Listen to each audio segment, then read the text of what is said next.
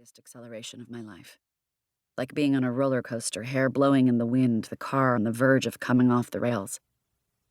I'm writing from this remote setting where I've landed, and from which I perceive the world as a slightly blurry film that for a long time has been shot without me.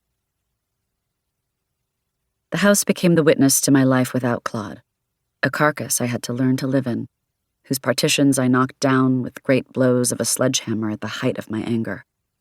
It was a slightly rickety house, and the lot, which we'd hoped to turn into a yard, needed clearing.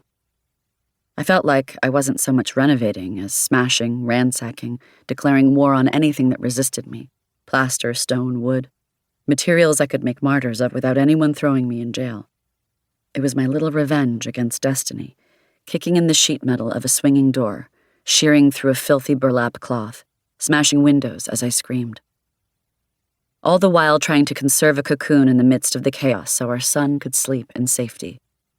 A brightly colored little burrow with down comforters and pillows, drawings hanging above the bed, and a thick carpet, a rampart against fear and all the ghosts in the night. As the years went by, I came to tame this house that I'd initially disliked. At first, I lived there as a sleepwalker, mixing up my mornings and evenings until finally I stopped banging into the walls and started repainting them. No more massacring partitions and drop ceilings, no more considering every square foot an enemy power. I calmed my fury and decided to disguise myself as a respectable person. I had to return to the land of the living. I'd shoot daggers at anyone who said I was a widow. Overwhelmed with grief, yes, but not a widow. But I still had to grapple with the weeds invading the garden. For months, I pulled them out compulsively, in repetitive and disturbing movements, learning their names: couchgrass, stinging nettle, purslane, and setting them alight in secret bonfires under the cover of night. Lighting fires wasn't allowed because of the fine particles. I got rid of invasive plants like ragweed and ivy that crawled in the shadows, and tracking down these undesirables allowed me to clear my mind at the same time as I cleared the plot.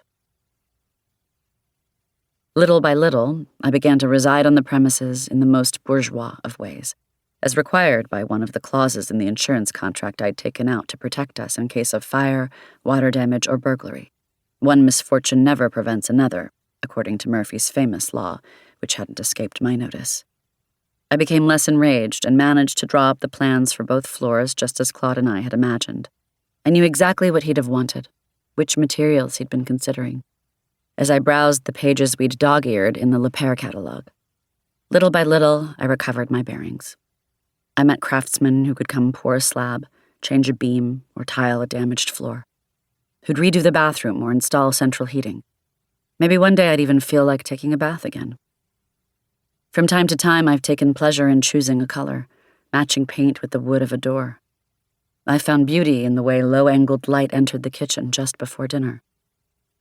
But I didn't understand who the light was for. I preferred rainy days, which at least didn't try to distract me from my sadness. I decided that the house would be what connected me to Claude, what would give a framework to this new life that our son and I hadn't chosen.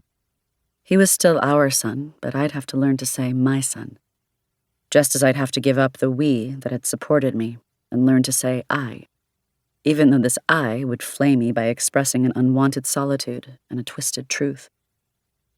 I kept the idea of building the little recording studio Claude had wanted for so long, a soundproof room where he'd hoped to be able to work in isolation. It would have contained all the instruments he owned, a bass, a guitar, and the synthesizer he'd just bought, a sequential circuit 6-track. I'm being precise because it's important in what follows, whose keys he tapped away on while wearing headphones. I was making slow but steady progress, though it would take me almost 20 years to be done with all the rooms, all the surfaces. It was only last year that I changed the windows. I've just repainted the shutters. If only I'd known I was going to all this trouble just for a developer to raze it all to the ground. I never did get the facade restored. It's still in its slightly dirty, original state. It was too expensive. As for the wooden deck we'd planned, I never had it installed. I guess that was the right call. But none of that mattered.